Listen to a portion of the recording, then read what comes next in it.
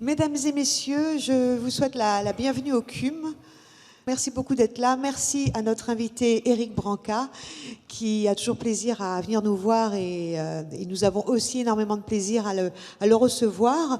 Petite incise avant de parler de son nouvel ouvrage et de la conférence qui va avoir lieu aujourd'hui.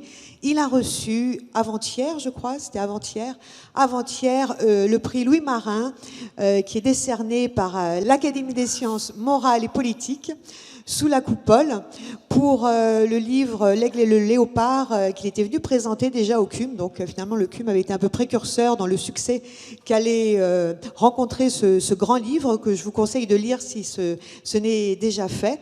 Et donc aujourd'hui il vient nous parler de l'après-guerre. Donc c'est une période très trouble évidemment, et une période qu'il arrive à mettre en lumière avec énormément de talent. Et on se dit en lisant son livre qui s'appelle La République des imposteurs, que finalement l'histoire est parfois plus romanesque que la fiction. Parce que vous verrez, il y a des portraits, il y a des situations tout à fait incroyables, des changements de personnalité, des changements de camp, évidemment, et beaucoup d'usurpation d'identité, en tout cas de gens qui changent d'identité, puisque pendant l'après-guerre, c'était quelque chose d'assez courant, donc une espèce de vertige comme ça. Et vous verrez d'ailleurs qu'il y a même un de ces tableaux qui se déroule sur la Côte d'Azur, entre Nice, Le Cannet, Cannes, enfin, voilà, je vous laisserai découvrir ceci dans le livre, et bien sûr, Éric Branca va nous en parler aujourd'hui. Donc, nous lui souhaitons la bienvenue. Nous le félicitons encore pour ce prix, pour le livre qu'il a reçu.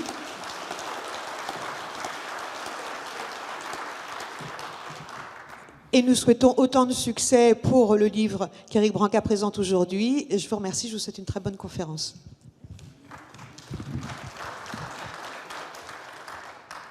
Merci Karine. Tu as presque tout dit. Merci, mesdames et messieurs, d'être présents. Je vais commencer par une confidence. Sans l'éditeur que j'ai, qui s'appelle Perrin, j'aurais sans doute jamais fait ce livre. Parce que La République, quatrième du nom, n'intéresse pas, intéresse peu.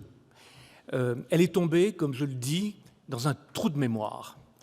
Elle est tombée dans un trou de mémoire pour des raisons qui seraient trop longs d'expliciter ici, mais le fait est là, elle n'intéresse pas. Y compris dans les programmes scolaires, la 4e République est absente. La 4e République est absente, sauf sous deux aspects.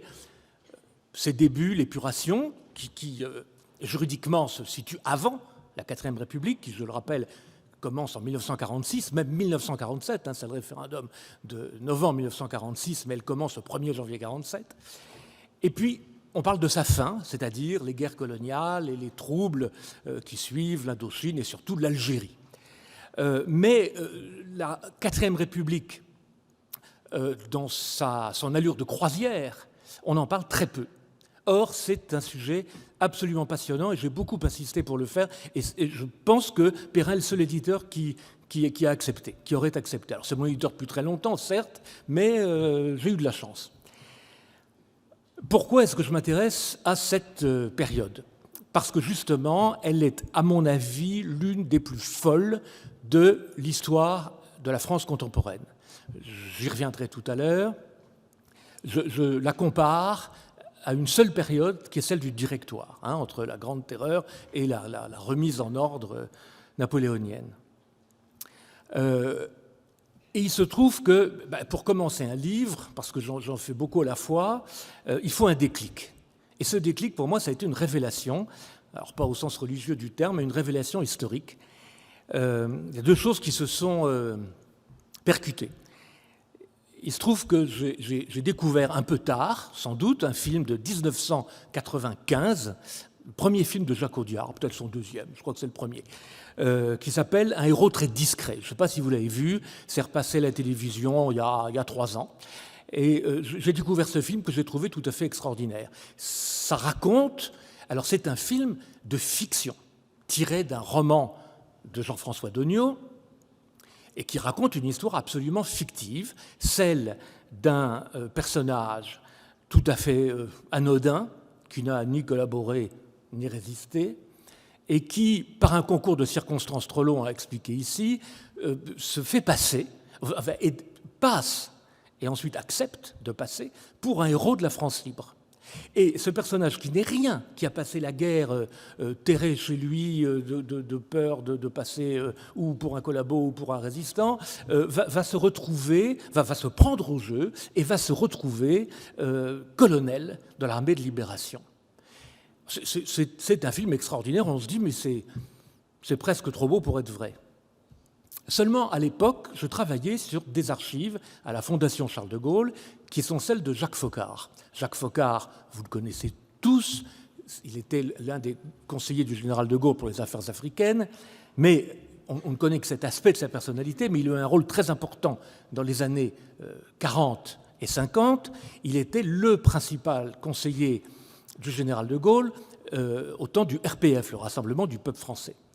Et il gérait beaucoup d'affaires sensibles, et notamment, parmi ses activités, il y avait celle qui consistait à empêcher certains collaborateurs notoires de rejoindre le RPF. Ça arrivait, parce qu'on était dans une période qui était celle de la guerre froide, où, par anticommunisme, des gens se disaient il y a un danger communiste, on peut reprendre du service, lutter contre les communistes, on sait faire. Et Foccart a amassé des dossiers sur des gens qui voulaient adhérer au RPF, aider De Gaulle, alors qu'ils avaient été d'épouvantables collaborateurs et qu'ils avaient pour certains du sang sur les mains. Et donc son rôle consistait à leur barrer la route. Et je suis tombé sur ces dossiers et je me suis dit, mais en réalité, ce qui s'est réellement passé dépasse la fiction. Le film de Jacques Audiard, c'est une bluette. C'est une bluette. Et donc je me suis dit, il faut raconter ça. Il faut raconter ça. Alors Karine a parlé de l'usurpation d'identité, et ça c'est extrêmement important, car c'est une chose qui a été très, très fréquente à l'époque. Et c'est là que le parallèle avec le directoire est légitime. Il y a des raisons psychologiques et il y a des raisons matérielles. Les raisons psychologiques, ce n'est pas la peine de vous faire un dessin, on sort d'une période de terreur épouvantable, la terreur révolutionnaire dans un cas, l'occupation allemande, la collaboration, les massacres, les déportations que l'on connaît, et donc il y avait une envie incontestable de tout oublier et de recommencer sur un nouveau pied. Et donc beaucoup de gens se sont dit, finalement, tout est possible, et c'est une réaction saine. Le problème, c'est que vous avez toujours une dose de truand dans la société qui consiste à traduire le mot « tout est possible » par l'expression « tout est permis ». Ça, c'est l'explication psychologique. Et puis, il y a une explication matérielle. Il y a une analogie frappante entre les deux époques. On a brûlé les archives. Les archives d'état civil, à l'époque de la Révolution française, qui étaient en fait des archives des paroisses, parce que l'état civil n'existait pas, c'était les paroisses, les actes de naissance qui en tenaient lieu, les actes de baptême, ont été détruites par les troubles, les guerres civiles, et pas seulement en Vendée. Dans toute la France, on a brûlé des archives paroissiales, etc. Et donc, on considère qu'au XIXe siècle, malgré le Code civil napoléonien, malgré toute la remise en ordre administrative, qu'il n'y avait que 40%, les historiens tombent d'accord là-dessus, moi j'ai appris ce chiffre, j'étais atterré, je ne le connaissais pas, mais je vous le confirme, il n'y avait que 40% d'identités fiables. C'est-à-dire que 60% des gens pouvaient se revendiquer des identités qui n'étaient pas la leur. Entre 1943 et 1944, vous avez la campagne de bombardement massive alliée sur la France, et notamment, par exemple, en Normandie, dans tout l'ouest de la France, dans un département, je prends l'exemple de celui du Calvados, et aussi dans la Manche, 80% de l'état civil a disparu. 100% de l'état civil de la ville de Caen. Bon. Alors, c'est une espèce de tentation qui peut s'offrir à des aigrefins. Et c'est tout à fait, ça a été tout à fait le départ de mon sujet. Alors, quand je dis que la réalité a dépassé la fiction, je vous ai raconté en 2 mots l'histoire du film d'Audiard, que vous avez peut-être vu, mais que je vous conseille de voir si vous l'avez fait, parce que c'est formidable. Mais je vais vous raconter une autre histoire qui, elle, n'est pas une fiction. C'est celle du député Ducreux. Alors, qui connaît Jacques Ducreux ici? Je pense personne. Si quelqu'un le connaît, qu'il lève la main, parce que franchement, personne ne le connaît. Si vous allez sur le site de l'Assemblée nationale, qui recense les 30 000 parlementaires depuis la constituante de 1790, il n'y a qu'une ligne. Oui, parce que l'Assemblée nationale n'est pas très fière de ce personnage, car ce personnage est le seul député de la République à avoir été élu sous une fausse identité. Je vous parlais tout à l'heure du héros du film d'Audiard, qui n'avait pas été collaborateur, pas plus qu'il avait été résistant, mais celui-là a été un collaborateur notoire, hors pair. Il s'appelait Tacquenay. Il dirigeait une des pires agences de presse de la collaboration, qui était sous contrôle allemand, qui s'appelait l'agence Interfrance. Il a pris le large en 1944. Il a pris une fausse identité. Alors je la fais courte parce qu'il a été reconnu, puis il s'est échappé, etc. Et il revient en 1951, aux élections législatives de 1951, sous une fausse identité, pas tellement plus fausse parce que c'est celle de sa mère. Personne ne cherche. Le type a beaucoup changé, il a grossi, on ne le reconnaît pas, bref. Et il fait campagne sur la punition des traîtres, alors que ce personnage est condamné à mort, contumax. Il se présente sous cette fausse identité, il est élu, il fait une campagne très, très édifiante sur les grandes questions de probité, de moralité publique. Et puis, en janvier 1952, il a un accident de voiture. Et il est député de la Savoie, et sa voiture dérape sur une plaque de verglas, il meurt, et là on découvre une sacoche dans laquelle il y a plusieurs cartes d'identité, plusieurs passeports et beaucoup d'argent en liquide. Et on se rend compte qu'il avait absolument grugé tout le monde, y compris son propre parti, le Parti radical, qui se taxait d'être un des grands partis de la résistance avec le Parti communiste. Alors, quand vous voyez une affaire pareille, vous vous dites il faut creuser. Et j'en ai évidemment trouvé beaucoup d'autres. Alors, ce que vous ne trouverez pas dans ce livre, ce sont des affaires connues. Je ne parle pas de Bousquet, de René Bousquet. Je ne parle pas de Maurice Papon, c'est connu. Et puis ces gens-là ont été jugés. Papon a été condamné, il est mort en prison. Bousquet a été condamné une première fois à la fin de la guerre. Il a été condamné à l'indignité nationale. Et puis d'autres éléments sont apparus entre-temps. Et puis, s'il n'avait pas été assassiné en 1993, il aurait été jugé pour crime contre l'humanité. Donc il a été poursuivi. Je ne parle que de gens qui sont non seulement passés entre les gouttes, mais qui ont souvent été promus. Alors il y a donc ce personnage qui est emblématique. Mais il n'y a évidemment pas que ces affaires de changement d'identité, mais c'est extrêmement important. Extrêmement important parce qu'on a peine à imaginer cela aujourd'hui. Autre personnage, tout à fait incroyable, que vous ne connaissez pas davantage et que j'ai découvert moi-même, c'est le commissaire Soutif. Le commissaire Soutif est un tortionnaire. Il était patron des renseignements généraux du Finistère pendant l'occupation. Il a été un des grands maîtres de la répression contre la résistance.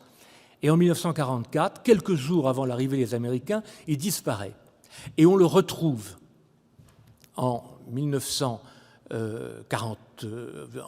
octobre 1944, sous une fausse identité, dans les comités d'épuration parisiens.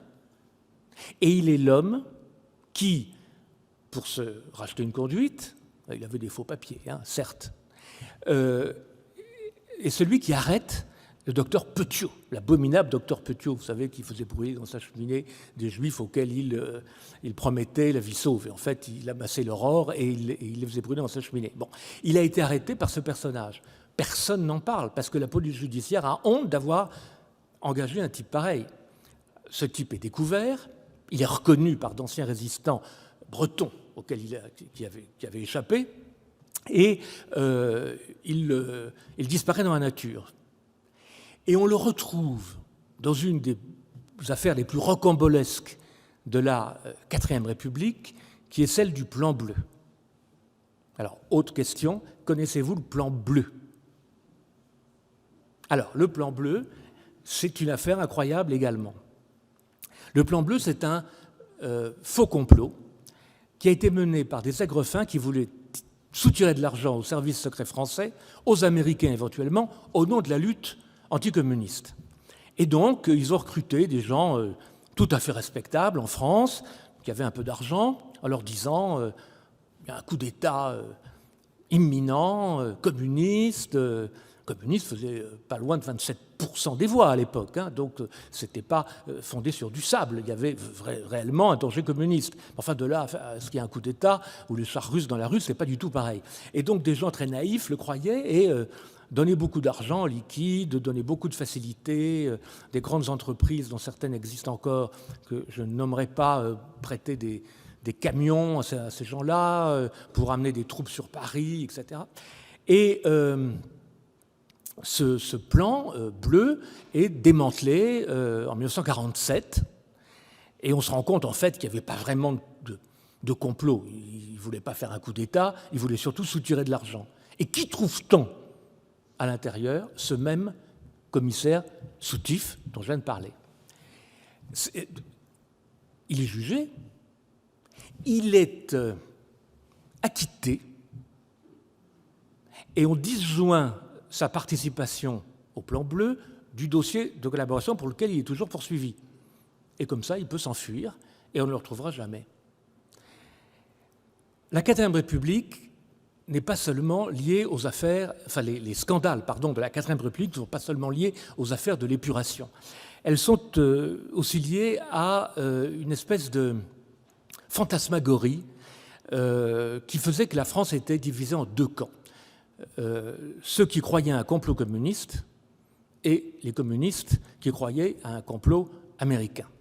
Et chacun de son côté a ourdi de grandes conjurations pour essayer d'empêcher les autres d'arriver au pouvoir.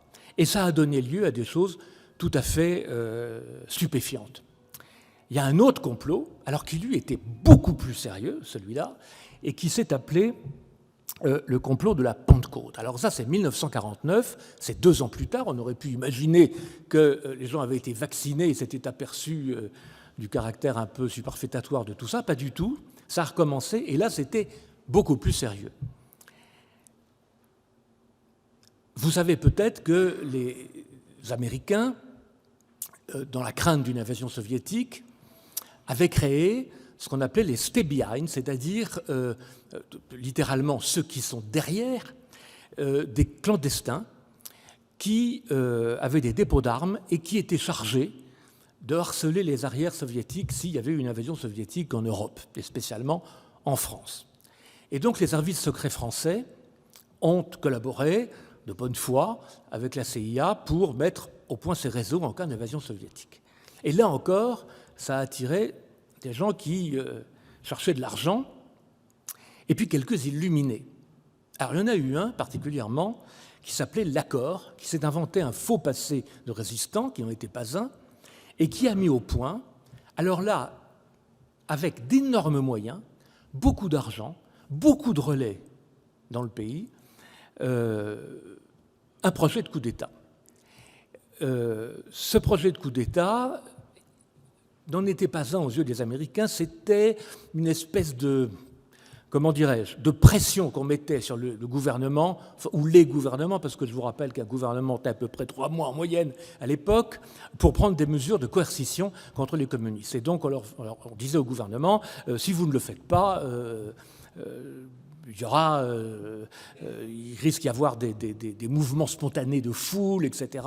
Donc soyez fermes, sinon les citoyens finiront par prendre les armes. Et donc ils ont recruté, alors là, pour le coup, plusieurs milliers de personnes, dont l'Accord, qui a vendu aux Américains une biographie complètement imaginaire de résistants. Ils n'ont pas vérifié, parce qu'ils connaissaient assez peu de choses finalement sur la résistance. Il n'y a que les Anglais qui connaissaient la résistance pour l'avoir aidée, mais les Américains ne la connaissaient pas. Et donc ce personnage se fait passer pour un grand résistant à la tête d'un réseau néanmoins qui a existé, mais qui était fantomatique et dont il a fait une énorme structure, et il a obtenu de l'argent. Et puis, à un moment donné, il a échappé à ses commanditaires et il a réellement essayé de faire un coup d'État. Les Américains s'en sont aperçus, les services secrets aussi, et se sont dit, on va arrêter cette opération, ce type est dangereux. Sauf que lui a continué. Alors on a désactivé ses relais en France, mais lui a marché sur Paris avec des autocars. Alors les autocars étaient moins remplis qu'ils ne le pensaient, ils se sont fait arrêter, et là, le gouvernement, qui était celui de Joseph Laniel, a nié absolument l'existence de ce complot. Donc vous avez, dans un premier temps, un faux complot dont on dit qu'il a existé, et puis dans un deuxième temps, un vrai complot dont on dit qu'il n'a pas existé. La Quatrième République a vécu sur des affaires pareilles pendant un grand nombre d'années. Et ça, c'est très oublié aujourd'hui. Je vais parler des impostures. J'en ai cité quelques-unes. Mais il y a aussi des impostures politiques. Et des impostures politiques qui sont allées très loin puisqu'elles ont mis en péril la vie des soldats français. J'ai ressuscité quelque chose alors qui avait fait grand bruit à l'époque, mais dont on ne parle absolument plus, qui est ce qu'on appelait l'affaire des généraux. Qu'est-ce que l'affaire des généraux ? C'est l'histoire d'un général qui s'appelle le général Revers, qui avait été pendant la guerre le chef d'état-major du général Giraud à Alger. Il avait 3 étoiles. Il est passé dans la résistance en 1944. Il a été un résistant plus qu'honorable. Et il avait un rêve fou qui était de devenir chef d'état-major général des armées. Chef d'état-major général des armées sous le gouvernement de Gaulle, entre 1944 et 1946, ce n'était pas très important, puisque de Gaulle était là et qu'il était la figure emblématique de la libération, mais à partir du moment où la Quatrième République s'installe, c'est presque un pouvoir prétorien. C'est important, c'est très important, parce qu'il n'y a pas de pouvoir politique, mais il y a une armée. Et puis une armée qui est engagée en Indochine, puis elle sera ensuite en Algérie, donc c'est une institution extrêmement importante, une continuité. Et ce personnage veut être chef d'état-major des armées. Le problème, c'est qu'il a fait une résistance honorable, mais pas plus que ça. Il a été chef d'état-major de Giraud, c'est-à-dire que voilà, c'est pas non plus un héros de la résistance. Et ça ne fonctionne pas. Alors, il va mettre au point, avec l'aide d'un personnage plus que suspect, une espèce de ce qu'on appellerait aujourd'hui un plan de com pour devenir chef d'état-major des armées. Le personnage qu'il choisit, quand je dis qu'il est peu recommandable, qu'il est sulfureux, c'est peu dire. Il s'appelait Roger Perret. Il avait été un des fondateurs de la milice française. Il avait été, en plus, il avait, si j'ose dire, joué à l'utile et à l'agréable. Comme il était négociant en tissu de son métier, il avait vendu les uniformes à la milice française et au PPF de Jacques Doriot, c'est-à-dire qu'il avait fait non seulement une collaboration politique, mais il avait gagné beaucoup d'argent à la Libération. Et puis, il s'était racheté une conduite en 1944, un type parfaitement ignoble, en vendant ses anciens amis collabos. Donc, il était vaguement passé entre les gouttes, mais tout de même recherché. Et il était devenu un agent d'influence parce qu'il avait des amis dans tous les milieux. Il était un franc-maçon et comme Revers, et Revers lui a confié un peu son destin. Et donc, ce personnage, Perret, a commencé à corrompre, mais à corrompre au sens propre du terme, c'est-à-dire à verser des enveloppes d'argent à tout ce qui comptait dans la politique, des parlementaires, des députés, des sénateurs et même des ministres, et même on a retrouvé des preuves de ses liens avec le fils du président Auriol. D'où sortait-il son argent ? Vous allez voir l'énormité de l'affaire. L'énormité de l'affaire. Général Revers, puisque c'est de lui qu'il s'agit, n'avait pas les moyens de payer un corrupteur, n'avait pas moyen d'organiser un trafic d'influence. Donc il fallait que son agent d'influence lève des fonds. Comment levait-il des fonds ? En vendant à l'ennemi, aux ennemis de la France, c'est-à-dire en l'espèce aux Viet Minh, les plans des positions françaises en Indochine, tout simplement. Et avec l'argent que lui donnaient les communistes indo-chinois, mais pas que, parce que derrière les communistes indo-chinois, il y avait les soviétiques, il y avait les Chinois, de Mao, hein, c'est eux qui avaient l'argent. Les pauvres communistes vietnamiens n'avaient pas grand-chose. Il y avait derrière eux les deux grandes puissances marxistes de l'époque. Et donc, ils payaient la classe politique comme ça. Comment s'en est-on aperçu? On s'en est aperçu de la manière suivante, comme toujours, un concours de circonstances. En avril 1949, dans le bus parisien, je crois que c'est le 67, peut-être le 68, peu importe, il y a une rixe, un militaire français, qui revient d'Indochine, qui est mutilé, qui a 2 cannes, et puis 2 étudiants vietnamiens qui refusent de lui laisser leur place. Donc le type, bien qu'il soit handicapé, se défend, il commence à taper les Vietnamiens avec ses cannes, le chauffeur de bus s'arrête, il leur dit « vous allez vous battre sur le trottoir », la rixe continue, et là, la serviette d'un des 2 étudiants vietnamiens s'ouvre et dévale sur la chaussée un flot de documents estampillés secret défense. Alors les flics qui voient ça, j'imagine très bien leur figure, vous l'imaginez aussi, à peine transférés au commissariat, ils sont transférés à la DST, à peine la DST découvre-t-elle l'importance des documents qu'on réveille le préfet de police, le ministre de l'Intérieur, le Premier ministre, enfin, le président du Conseil, et même le pauvre Vincent Auriol, président de la République.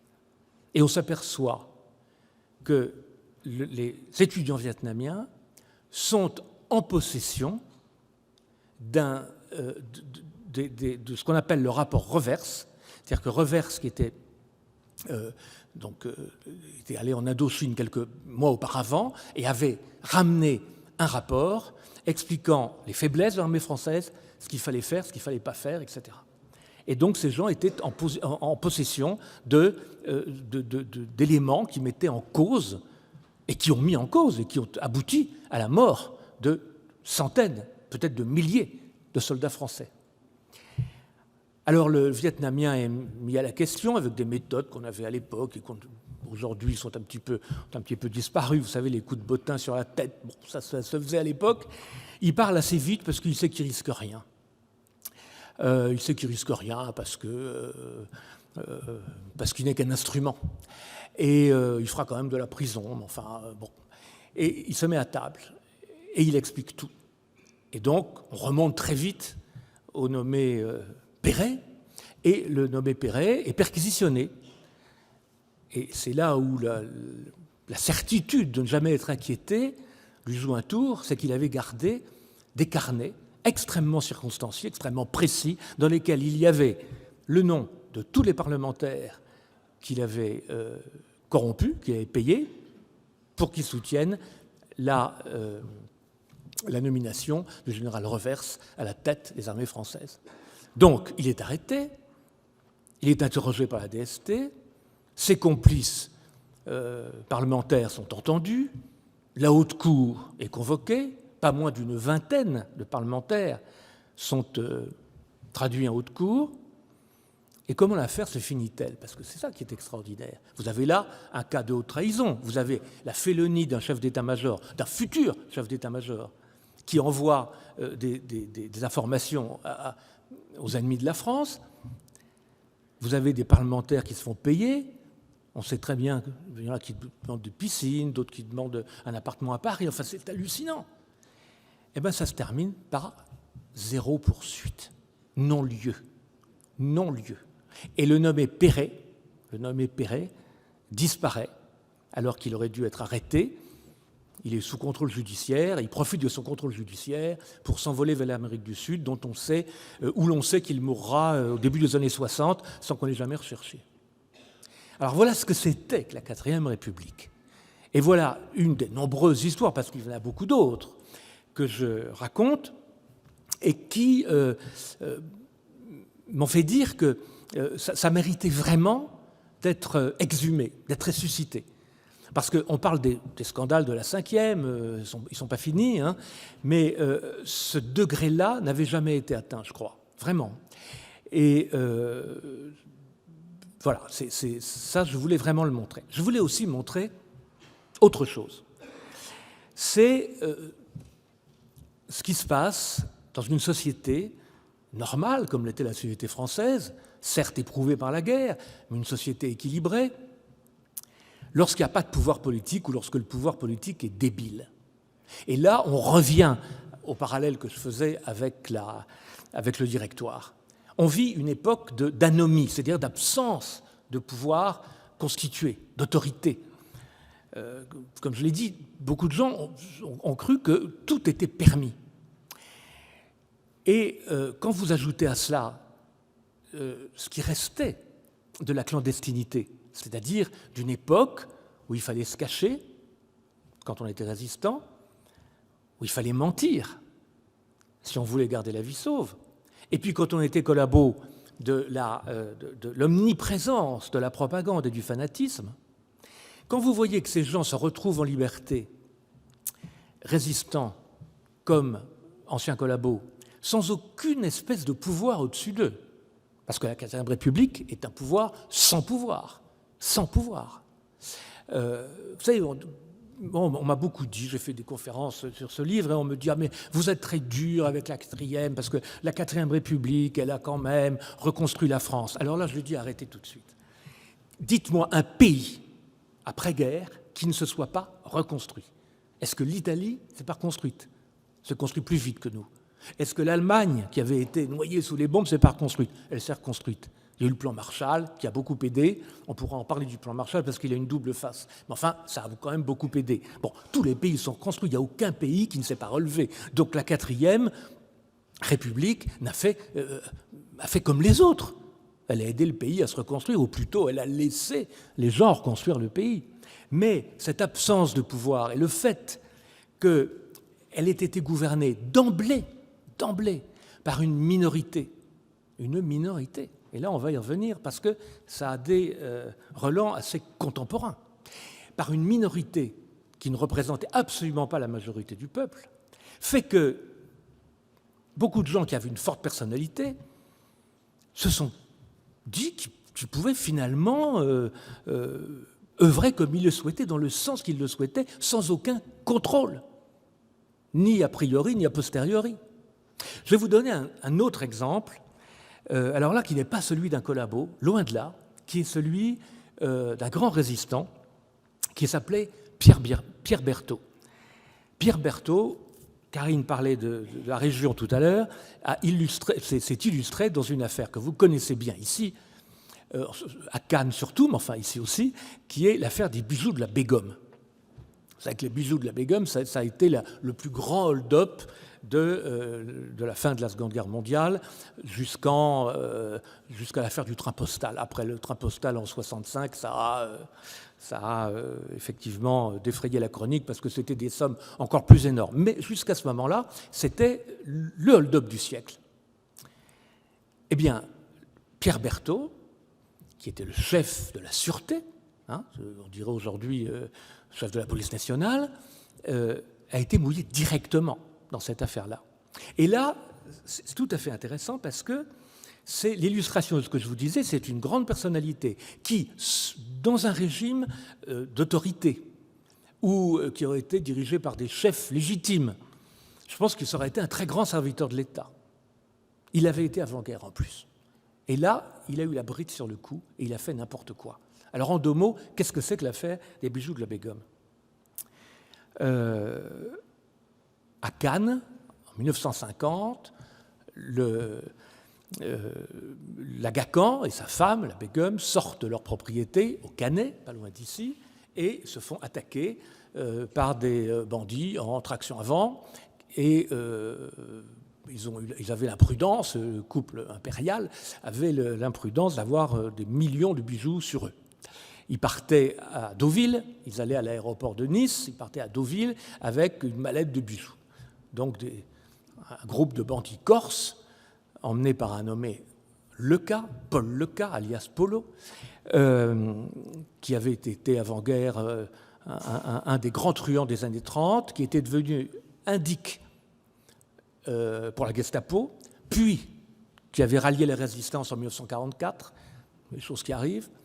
Ce groupe de truands s'empare des bijoux et ils ne me font aucun mal à la Gargan, à la Begum, qui porte plainte évidemment. Ça fait la une des journaux. Il se trouve que le patron de la PJ de l'époque, PJ, il s'appelle Georges Valentin, est en vacances à Cannes et il prend l'enquête en main et il voit tout de suite de quoi il s'agit. Il identifie le gang corse, il identifie le nom et le cas, et il se dit que dans 15 jours, l'affaire sera réglée et les bijoux seront revenus à leur propriétaire et si possible, les auteurs du hold-up seront sous les verrous. Ça ne se passe pas du tout comme ça, parce qu'il s'aperçoit que dans les semaines qui suivent, on lui met des bâtons dans les roues. Et on lui met des bâtons dans les roues, mais d'une façon incroyable. C'est-à-dire que dès qu'il parle à son supérieur, qui est Pierre Berthaud, de l'avancement de son enquête, tout est dans la presse, dans Nice Matin, dans les grands journaux nationaux, etc. Donc l'enquête est sabotée, les truands sont au courant au jour le jour de l'avancement de l'enquête, et évidemment, ils prennent le large.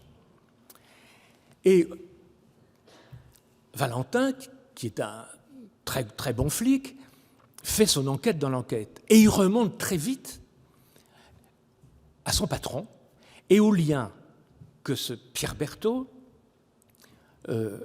entretient avec le fameux truand, le chef du gang corse, qui s'appelle Paul Lecat. Alors, c'est une rencontre absolument improbable, qui ne peut se faire que pendant une guerre ou pendant des périodes de grands bouleversements. Donc Paul Lecat, je vous ai dit en 2 mots qui il était, c'est vraiment un truand basique, brillant, mais basique, savait à peine lire, mais enfin, voilà. Et il avait fait fortune en vendant des renseignements aux Allemands, enfin bon. Et puis il avait rallié la résistance. Berthaud, ça n'a rien à voir. Berthaud, d'abord, c'est un grand intellectuel, un grand germaniste, agrégé d'allemand, philosophe aussi. Il a traduit Hölderlin, Goethe. Il a été directeur de cabinet de plusieurs ministres de la Troisième République, dont vous voyez le grand commis de l'État, grand serviteur de l'État. Il rentre en résistance très courageusement. Il est fait prisonnier par les Allemands. Il passe plusieurs mois en prison. Et là, ce personnage qui n'était pas vraiment habitué à l'atmosphère carcérale et au code des truands, se fait protéger et sauver la vie par ce Paul Lecat qui, lui, se trouve en prison au même moment pour des hold-up et qui ensuite sera libéré sur intervention de la Gestapo. La Gestapo faisait ça beaucoup, je raconte beaucoup ça dans mon livre. Ils prenaient des truands, ils prélevaient des truands dans les prisons en échangeant leur liberté contre l'infiltration des réseaux de résistance. Bon, ça, c'est une autre histoire, mais c'est comme ça que Lecat est sorti de prison ensuite. Et il a aidé Berthaud à s'évader. Berthaud, pour lui, on lui a sauvé la vie. Et donc, il a considéré qu'il devait une revanche à Lecat.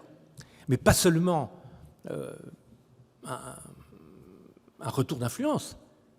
Il a parrainé un hold-up, et on le sait maintenant, il a parrainé un hold-up, il lui a permis de s'enrichir, et quand son procès est arrivé, car il y a quand même eu un procès, il a assumé, en disant, oui, il y avait un code d'honneur chez les truands, il m'avait sauvé la vie, etc. Voilà, il a dit du bien de lui pendant le procès, et il a été, pour toute sanction, chassé de la police.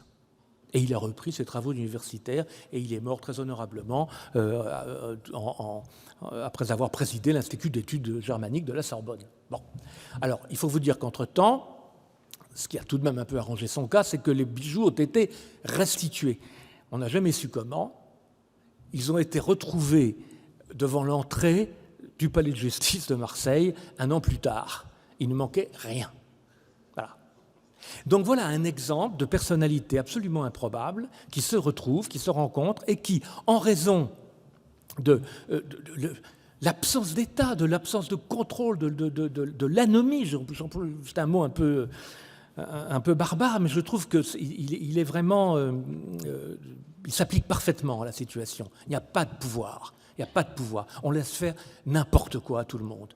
Eh bien, voilà, ces deux personnages se sont rencontrés, ont mis au point le hold-up du siècle, et puis finalement, tout le monde s'en est sorti. Le cas, lui, alors, il s'est échappé. Il est rentré en France, je crois, au début des années 60. Il y a eu une amnistie entre-temps, comme les bijoux avaient été restitués et que les lois d'amnistie des hold-up antérieurs étaient passées. Bon, ben voilà, il a été blanchi. Voilà. Alors ça, c'est un exemple de scandale très peu connu, si ce n'est par les bijoux de la Castafiore, parce que vous savez que quand on a volé la Begum, elle a crié « ciel et mes bijoux ». Et ça a été repris par Hergé dans les bijoux de la Castafiore. Mais c'est le seul, voilà, on s'en souvient comme ça. Mais c'est très anecdotique, alors qu'en réalité, c'est d'une importance historique fondamentale, parce que c'est par ses destins personnels, c'est par ses petits faits vrais, que l'on réussit à prendre le pouls d'une époque. Et je dois dire que la quatrième, on n'en parle jamais sous cet angle-là. Alors on en parle parfois sous l'angle de l'impuissance, etc. Bien sûr, tout ça est important, mais c'est cette impuissance qui a créé cette atmosphère délétère. Alors je ne veux pas faire de politique, je n'en fais jamais, mais quand on fait de l'histoire, il faut tout de même faire un peu de l'histoire comparée et voir ce qui peut rapprocher notre temps de ce temps, pas si lointain, 70, 80 ans. Je vous l'ai dit tout à l'heure que l'une des causes de la débilité profonde de la Quatrième République, c'est qu'elle a été fondée sur des gouvernements minoritaires. Vous savez qu'aujourd'hui, c'est un fait, il n'y a pas de majorité dans ce pays, en tout cas les majorités qui existent sont, à droite comme à gauche, ne sont pas au pouvoir. Et donc on a un gouvernement qui est en train de